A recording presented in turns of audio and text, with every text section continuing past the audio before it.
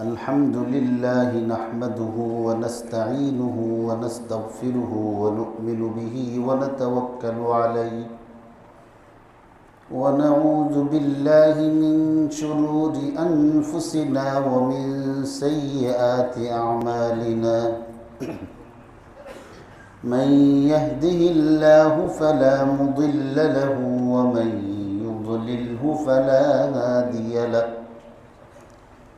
ونشهد أن لا إله إلا الله وحده لا شريك له ونشهد أن سيدنا وسندنا وحبيبنا وشفيعنا ونبينا ومولانا محمدا عبده ورسوله صلى الله تعالى عليه وعلى آله وأصحابه وبارك وسلم تسليما كثيرا أرسله الله تعالى إلى كافة للناس بالحق بشيرا ونذيرا وداعيا إلى الله بإذنه وسراجا منيرا أما بعد فأعوذ بالله من الشيطان الرجيم بسم الله الرحمن الرحيم يا أيها الذين آمنوا ادخلوا في السلم كافة ولا تتبعوا خطوات الشيطان إنه لكم عدو مبين صدق الله مولانا العظيم وصدق رسوله النبي الأمي الكريم ونحن على ذلك لمن الشاهدين والشاكرين والحمد لله رب العالمين معزز محترم مربيان کرام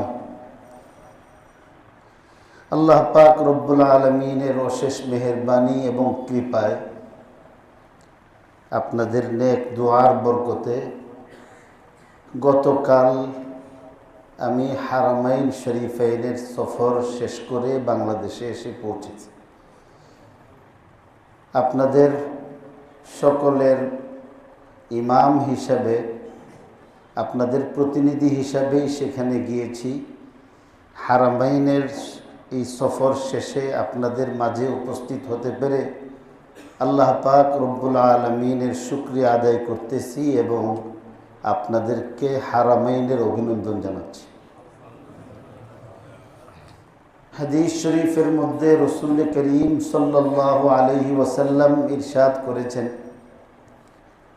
হারামাইনের সফরের পরে একটা নির্দিষ্ট সময় পর্যন্ত আল্লাহ তাআলা সফরকারীর দোয়া কবুল করেন। আমাদের মুয়াজ্জিন সাহেব হুজুর সফর করে আসছেন কিছুদিন হলো। আমাদের এইখানে আরও কিছু নবস জিয়ারতকারী সফরকারী এখানে হাজির আছেন। আল্লাহ পাক রব্বুল আলামিনের দরবারে প্রার্থনা করতেছি, ভিক্ষা চাইতেছি, আল্লাহ যেন হারামাইনের জাইরিনদের বরকতে আমাদের সকলের সমস্ত দোয়াগুলি কবুল মঞ্জুর করেন। আমি আপনাদের খিদমতে একটা আয়াত তেলাওয়াত করছি সূরা বাকারার। এই আয়াতের মধ্যে আল্লাহ পাক রব্বুল আলামিন অনেকটা এক পেশে নির্দেশ দিয়েছেন। আমরা যে কম্প্রোমাইজের মন মানসিকতা নিয়ে কাজ করি, সব জায়গার মধ্যে কম্প্রোমাইজ করা যায় না। আল্লাহরে একদিন আপনি ডাকবেন, আপনার সাথে মূর্তি পূজারীরাও ডাকবে, আর পরের দিন আপনি আল্লাহরে ছাড়বেন। মূর্তি পূজারীরা যে মূর্তির ইবাদত করে আপনিও তার সঙ্গে মূর্তির ইবাদত করবেন। মুসলমান হিসেবে এতটুকু কম্প্রোমাইজ করা মুসলমানের জন্য, ইমানদারের জন্য জায়েজ হবে? এই ধরনের প্রস্তাব ইমানের লাইনে, আমলের লাইনে আগেও ছিল। আল্লাহ রসুল সাল্লাল্লাহু আলাইহি সাল্লামের কাছেও এমন প্রস্তাব আসছিল যে আমরা সমাজের মধ্যে বিশৃঙ্খলা সৃষ্টি না করে তুমিও তোমার মাবুদের ইবাদত করো। তোমার কাছে তোমার মাবুদ অনেক শ্রদ্ধাশীল, আমার যে মাবুদ ওই মাবুদও তো আমার কাছে শ্রদ্ধাশীল। আমি তো প্রসঙ্গে অনেক কথাই বলে ফেলি। এদের মাবুদ যে বাঁশ দিয়া খাড়া করার লাগে, এই দলিল তো আমি সঙ্গে নিয়েই ঘুরতেছি, আমার কাছে আছে। তো বাঁশ দিয়েই খাড়া করুক আর বাঁশ ছাড়াই খাড়া করুক,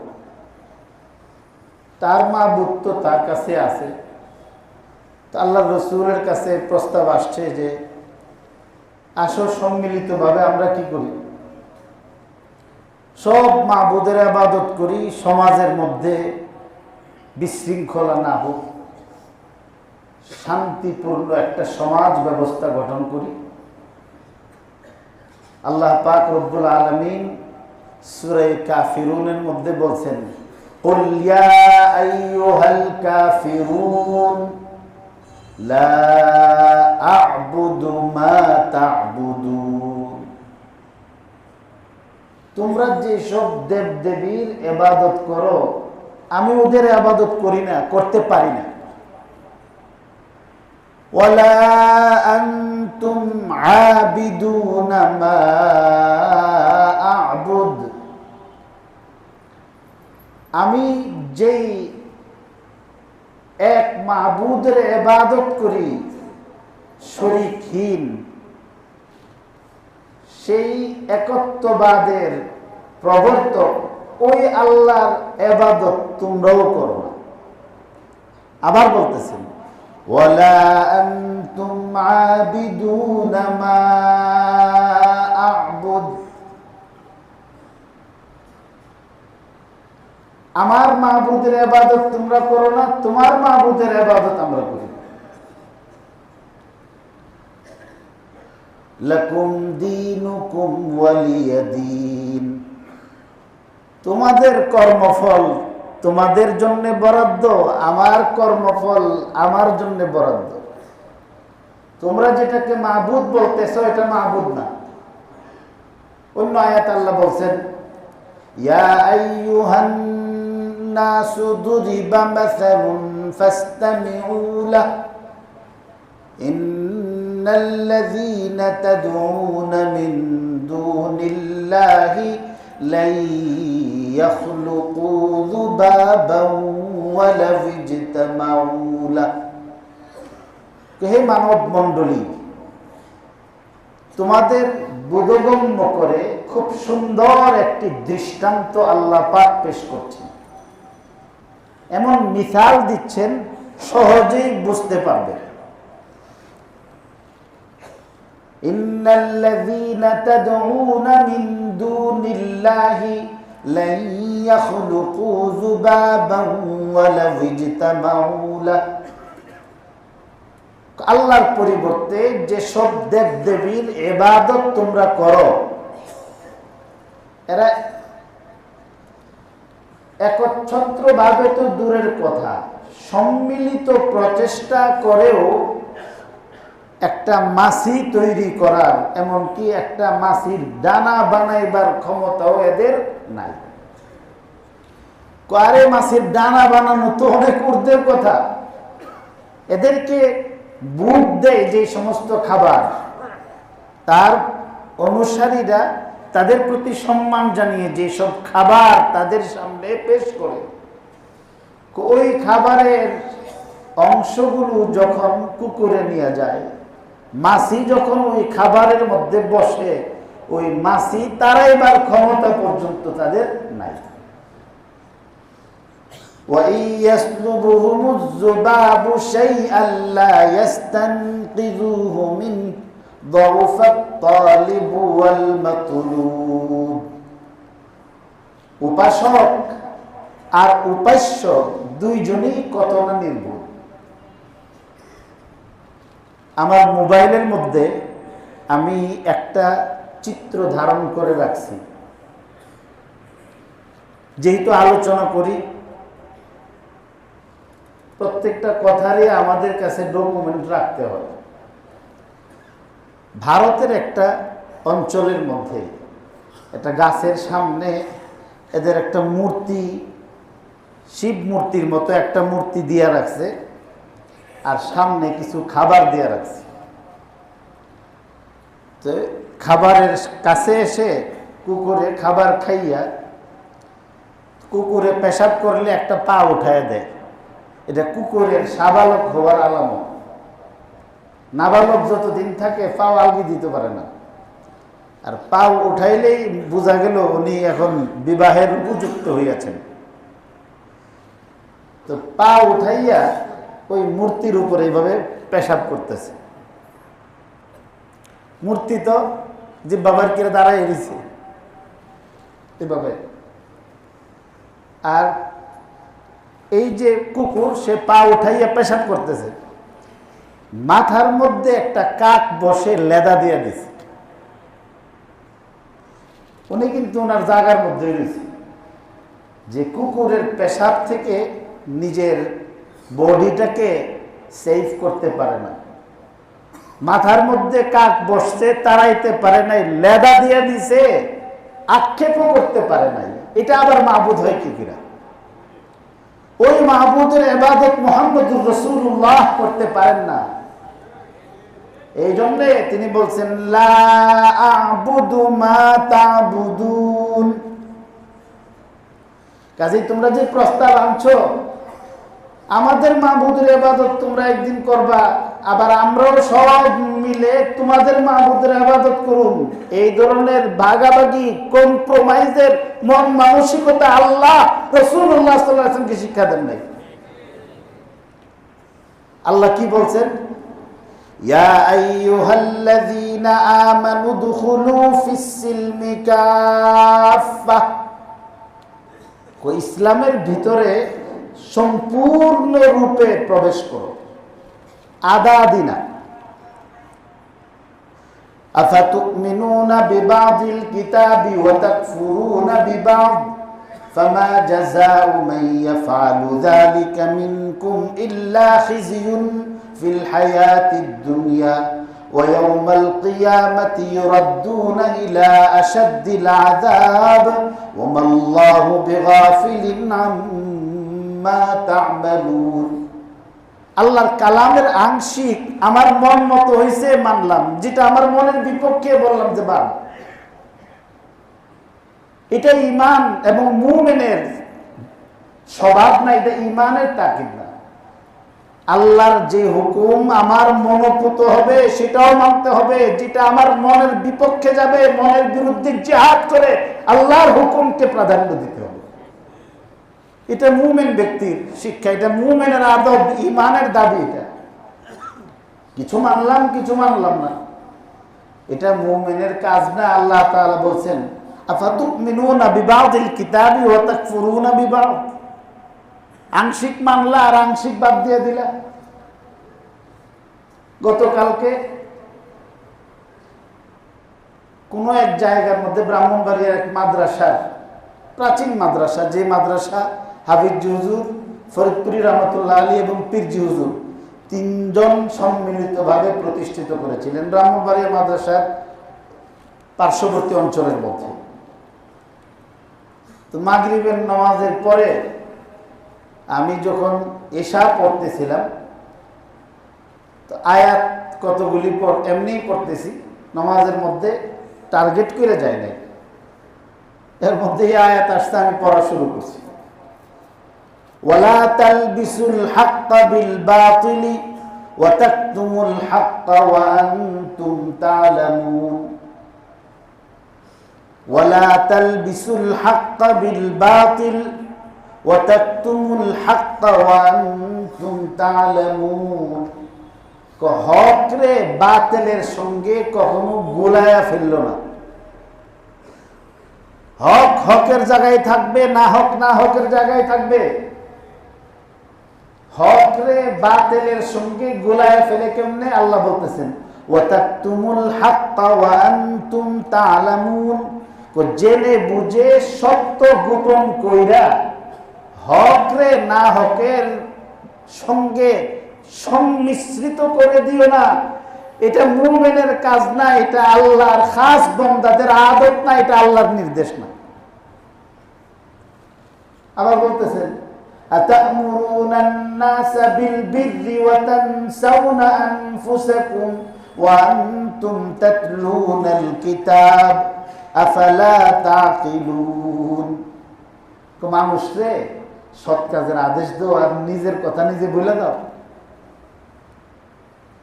মানুষকে ভালো কাজের কথা বলি, মারামারি করো না, হানাহানি করো না, কাটাকাটি করো না, হক রে হক হিসাবে গ্রহণ করো। যদি জানো এটা হক আর তোমারটা যদি বাতিল তুমি জানো, তো বাতিল ছেড়ে দিয়ে হকের পথে চলে আসো, জিদ করো না। আল্লাহ রাসূল সাল্লাল্লাহু আলাইহি সাল্লাম হাদিসের মধ্যে বলছেন লাম ইয়াজাল আমরু বনি ইসরাঈল মুস্তাকিমান, লাম ইয়াজাল আমরু বনি ইসরাঈল মুস্তাকিমান হাত্তা নাশাআ ফীহিম আওলাদু সাবায়াল উমাম। আওলাদু সাবায়াল উমামের তরজমা আমি যদি আমাদের বাংলা ভাষায় করি, আসলটা তরজমা তো করবই, এটা গালি মনে করবেন। যতদিন পর্যন্ত বান্দির পোতায় জন্ম না হয়েছে, এটা হলো আওলাদু সাবায়াল উমামের অর্থ। যারা আরবি জানে জিজ্ঞাসা করে দেখেন, বান্দির পোতায় জন্ম হওয়ার আগ পর্যন্ত বনি ইসরায়েলের সমস্ত কাজকর্ম ঠিক আছে। এর মানে কি? গরিব মানুষের সবচেয়ে বেশি গরিব হইল মেধার দিক থেকে। এরা মেধার দিক থেকে গরিব থাকে, গরিব মানুষ দূরে দেখে না। আল্লাহ রাসূল সাল্লাল্লাহু আলাইহি ওয়াসাল্লাম আর হাদিসের মধ্যে বলছেন যে পরস্পরের মারামারি যখন আরম্ভ হয়, তো তখন এই উম্মতের পতন সৃষ্টি হবে। তা আমি বলতেছিলাম যে আল্লাহ তাআলা আল্লাহর রাসূলকে তালিম দিয়েছেন যে সব ক্ষেত্রে কম্প্রোমাইজ করা যায় না। কম্প্রোমাইজ কোথায় করবেন? যেগুলির দ্বারাতে দ্বীনের মৌলিক কোনো আমানতের মধ্যে আঘাত না আসে। যেই ধরনের ছাড় দেওয়ার দ্বারাতে আমার ঈমান নষ্ট হবে না, আমল নষ্ট হবে না, আকীদা নষ্ট হবে না, আখলাক নষ্ট হবে না, আমার বৈষয়িক কোনো একটা ক্ষতি হইতে পারে। আমি একবেলা কম খামো, আমার আরেক ভাই খায় ফেলছে, আলহামদুলিল্লাহ আলহামদুলিল্লাহ। এটা কি আমার আব্বা বলছিলেন যে কবি হারনে মে ভি জিত হতি হ্যায়। আরেক ভাই আমার সঙ্গে তার একটা বিরোধ হয়েছে দুনিয়ার কোনো একটা আসবাব নিয়ে, আমি এখানে হেরে যাই না, আমার ভাই জিতে যায়। সবাই জিততে শিখি, হারতে শিখে না কেউ। আল্লাহ ওয়ালারা হারতে শিখেন, আল্লাহ তাদেরকে জিতাইয়া দেন। আজকে বড় দুঃখ ভারাক্রান্ত হৃদয় নিয়ে আমি কথা বলতেছি। আমি চিন্তা করতেছিলাম কি আলোচনা করব।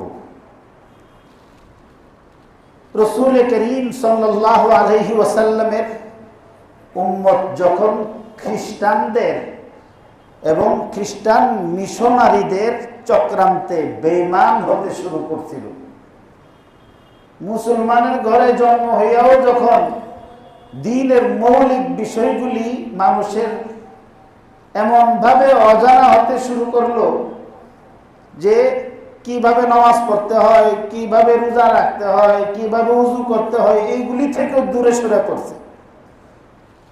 তো তখন ইলিয়াস রহমতুল্লাহ আলাইহি, শাইখুল হিন্দ রহমতুল্লাহ আলাইহির শাগরিদ, দারুল দেওবন্দের উস্তাদের নির্দেশে একটা মোবাইল মাদ্রাসা করছেন, চলতি ফিরতি মাদ্রাসা, ভ্রাম্যমান মাদ্রাসা।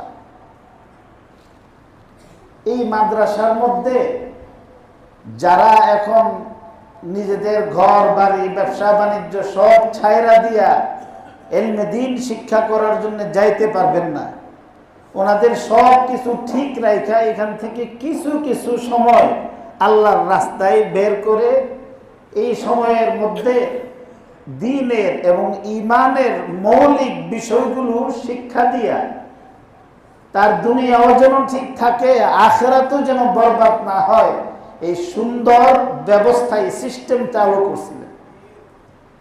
আপনারা যারা আজকে দেখেন দাওয়াত তাবলীগের লোকেরা গাট্টি নিয়ে ঘুরে, গাট্টিওয়ালা বলে, এই কাজটা খ্রিস্টানরা করত। দেশে দেশে এই গাট্টি নিয়ে ঘুরত এই খ্রিস্টান মিশনারিগুলো। আমি নিজেও এদেরকে প্রতিহত করছি, ব্রাহ্মণবাড়িয়ার মধ্যেও এই ধরনের বহুবার হয়েছে, আমার কাছে গনিমতের মাল আছে এখনো। এরা বলতো যে আমরাও মুসলিম, এবং ইনজিল শরীফ এরা আমাদের ছেলেদের কাছে এরা বিক্রি করত বাংলা ভাষা শিখে। এরা বলতো যে ভাঙ্গা ভাঙ্গা বাংলা কথা বলতো, এই যে ভাই একটি বই কিনবেন, মূল্য কত? 1 টাকা। তো 1 টাকা এত বড় বই, এটা ওজন দিয়ে বিক্রি করলে 10 টাকা বেতন যেত। তো 1 টাকা বিক্রি করে কিভাবে? সেবার নামে ঋণ দিয়া, লোন দিয়া মানুষকে খ্রিস্টান বানাইত, এবং খ্রিস্টানদের কাছ থেকে অর্থ আনার পরে আবার কেউ যদি মুসলমান হয়ে গেছে, তওবা করছে, আবার অভাবে পড়ে তাদের কাছে যদি ঋণ আনতে গেছে, তো তখন তারা শেষে কৌশল অবলম্বন করত। যে এখন যে টেটু আঁকে দেখছেন, এটা কিন্তু জাহিলি যুগের, আগে ছিল না, এখন আবার নতুন আরম্ভ হয়েছে, ছেলে পেলেরা আরম্ভ করছে, মনে করছে সে আধুনিক হয়েছে। তুই আধুনিক হয়েছ না, আজ থেকে ১৫০০ বছর আগের যে সমস্ত গোয়ার গাওরা খারাপ প্রকৃতির ছেলে পেলে আসছিল, ওই বস্তা পোষা আদর্শের মধ্যে তুমি চলে গেছো। ১৫০০ বছর পেছনে গেছো, আগাইতে পারো নাই। তারা কি করত? এমন জায়গার মধ্যে টেটু আঁকে দিত, ক্রস রানের মধ্যে। পরবর্তীতে আবার যদি সে তওবা করছে, ঋণ আনতে যদি না গেছে, তার মৃত্যুর পরে এই লাশ নিয়ে খ্রিস্টানরা মারামারি করছে। এটা 1990 সালেও শেষ হয়েছিল না। হাটহাজারী হুজুরের কাছে আসছে, ফিদায়ে মিল্লাত হযরত মাওলানা আসাদ মাদানী রহমতুল্লাহ আলাইহির কাছে আসছে, কুমিল্লার মুরাদনগরের এখানে এক লোক 2 বার ঋণ আইন না, তারপরে আবার যখন তওবা করছে, অভাবে পড়ছে, টাকা আনছে, আবার ঈমান যখন তাজা হয়েছে, কান্নাকাটি করছে, আর ঋণ আনে নাই, মৃত্যুবরণ করার পরে এরা বলছে যে সে খ্রিস্টান। দলিল কি? তার রানের মধ্যে গিয়ে দেখেন ক্রুশের চিহ্ন আছে, এবং তার পরিবারের লোকদের কাছ থেকে ছিনাইয়া নিয়া কালা কাপড় পরাইয়া খ্রিস্টানি কায়দায় সেই ব্যক্তির জানাজা হয়েছে, দাফন হয়েছে। এই কঠিন পরিস্থিতিতে মুসলমানদের ঈমান হেফাজত করার জন্য আল্লাহ তাআলা হযরত ইলিয়াস রহমতুল্লাহ আলাইহিকে কবুল করছেন। ওনার এই মেহনতে আল্লাহ সারা জাহানের লক্ষ লক্ষ বেঈমানকে ঈমানদার বানাইছে। মুসলমান যারা জাহান্নামের মুখে চলে গেছিল, হারাম খাইতো, এরা হালাল করেছে। কষ্ট করছেন কিভাবে? ইলিয়াস রহমতুল্লাহ আলাইহি এই দাওয়াত দেওয়ার পরে ওনাকে পাহাড় থেকে ধাক্কা দিয়ে ফেলাই দিয়েছে। ইলিয়াস রহমতুল্লাহ আলাইহি 22 বছর পানি খাইতে পারেন নাই, অসুস্থ ছিলেন। 22 বছর পানি না খাইয়া নির্যাতন সহ্য করে এই আমানতকে তিনি এভাবে আগায় নিয়েছেন। এটা তো আমাদের সেই দেশের, আমাদের পার্শ্ববর্তী রাষ্ট্রের কথা। ইলিয়াস রহমতুল্লাহ আলাইহির কথা আমি বলছি। তিনি যখন প্রথম জমাত চালু করছেন, চালু করার পরে 250 লোকের একটা কাফেলাকে দিল্লির জামে মসজিদে শেখুল ইসলাম হযরত মাদানী রহমতুল্লাহ আলাইহির সমসাময়িক ছিলেন, ওনার কাছে এই জমাত পেশ করছিলেন। পেশ করে বলছিলেন যে হুজুর আপনি এদের জন্য দোয়া করে দেন। তো হুজুর বলছিলেন যে আপনারা যদি সহি তরিকায় উসুল মোতাবেক তবলিগ করতে থাকেন, লাল কিল্লার দিল্লির জামে মসজিদ থেকে দেখা যায় এই কিল্লার মধ্যে ব্রিটিশ পতাকা উঠতেছিল। তো হুজুরে দিল্লির জামে মসজিদের মধ্যে বসে দাওয়াত ও তবলিগের এই লোকগুলি কেমন আহলে দিল ছিলেন, এরা সব বৈশা রয়েছে। আর হুজুর বলছেন যে আপনারা সহি তরিকায় যদি কাজ করেন তাহলে ওই দিন খুব বেশি দূরে না, वो दिन ज्यादा दूर नहीं जिस दिन ये परचम गिर जाएगा। হুজুরে বুঝাইতেছিলেন যে এই যে পতাকা উঠতেছে ব্রিটিশের, যে ব্রিটিশের রাজত্বে সূর্য ডুবে না, ভারতবর্ষে আপনাদের এই মেহনতের বদৌলতে ব্রিটিশের পতাকা ভেঙে যাবে। হুজুরে আঙ্গুল দিয়ে ইশারা করছিলেন। রাসূলুল্লাহ সাল্লাল্লাহু আলাইহি সাল্লামের আঙ্গুলের ইশারায় চাঁদ দ্বিখণ্ডিত হয়েছিল। আল্লাহর রাসূলের কলিজার টুকরা সৈয়দ জাদা সৈয়দ হুসাইন আহমদ মাদানীর আঙ্গুলের ইশারায় দিল্লির জামে মসজিদ থেকে ইশারা করছেন, লাল কিল্লার মাঝে ঝুলন্ত লড়ালড়ি করতেছিল যে পতাকা ব্রিটিশের, সেটা ভাঙে পড়ছিল, ভাঙে পড়ছে আঙ্গুলের ইশারায়। পাঠান, পাকিস্তানের পাঠানরা কি কথা, এরা বলে যে এরা জান দে ভি सकते हैं ले भी सकते हैं। পাঠানে যদি কেউ দুস্থ মেন না ফেলে যে ও আপ দোস্ত মেরা দোস্ত, তাহলে আপনার জন্য সে জান দিবে। হাসির কথা আছে যে এক পাঠানের বাড়ির মধ্যে আরেকজন ব্যক্তি মেহমান হয়েছে। তো এই মেহমান, পাঠানের মেহমান, পাঠান মেজবান। তো মেহমানের সঙ্গে পাশের বাড়ির আরেক পাঠানের আপনার ঝগড়া ছিল। তখন প্রতিবেশী পাঠানে মেহমানকে মারার জন্য আসছে। তারা একটু সাদা সিধা দিলের মানুষ হয় আর কি। তো মেজবান পাঠানে তখন মেহমানদের সান্ত্বনা দিতেছে, आप फिक्र मत कीजिए, आप फिक्र मत कीजिए, आप खाना खाइए, वो अगर मेरा एक मेहमान को मार डाले मैं उसका 2 मेहमान को मार डालूंगा। আপনি ডরায়েন না, আপনি তো আমার মেহমান, আমার এক মেহমান সে মারলে আমি তার 2টা মেহমান মেরে দেব। এক পাঠান গেছে দাওয়াত তবলিগের মধ্যে, যে জায়গায় গেছে মুখালেফ, এরা সবাই মিল্লা তারে মারছে। জোয়ান ছেলে, গাস্ত করছে, দিল নরম হয়েছে, ইমান শিখবার জন্য আইছে। ইমান শিখতে আইসেই প্রথম যে জায়গায় পাঠাইছে এটা তার মুখালেফ। তো এলাকার কিছু দুষ্ট লোক তবলিগ বিরোধী এরা তাকে মারছে। তো প্রথম তো আঘাত ফিরাইছে। দাওয়াত তবলিগের লোকেরা মারামারি করে না, কিন্তু মারামারি না করার মানে কি আরেকজনের কাছে হাইদ্দা দিয়া মাইর খাওয়ান নাকি? খালি মাইর খাইলেই যদি ইসলাম কায়েম হয়ে যায়, আর মরলেই যদি ইসলাম কায়েম হয়, আয়ের নামি নারা তো একটা সবই ফাল দিয়ে ফিরে মরি। তারে যখন প্রথম সে ফিরাইছে, মারছে, তারপরে তার শরীর রক্তাক্ত হয়ে গেছে।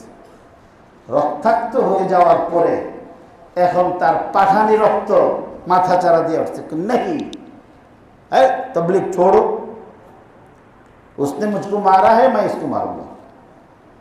এখন তার তো কোনো মতে আর ধরে রাখতে পারে না। मैं पठान हूं, उसने मेरे जिस्म से खून निकाला, मैं खून निकाल के उसको छोड़ूंगा। আমার রক্ত বের করছে, আমি রক্তের বদলা রক্ত নিব, তারপরে যেটা হবার হবে। কোনো মতেই তারা রাখতে পারে না। তো পরে মসজিদের মিম্বরের মেহরাব, এই যে পিলার আছে, পিলারের মধ্যে সাথীরা মিল্লা তারে বান্ধা দিচ্ছে।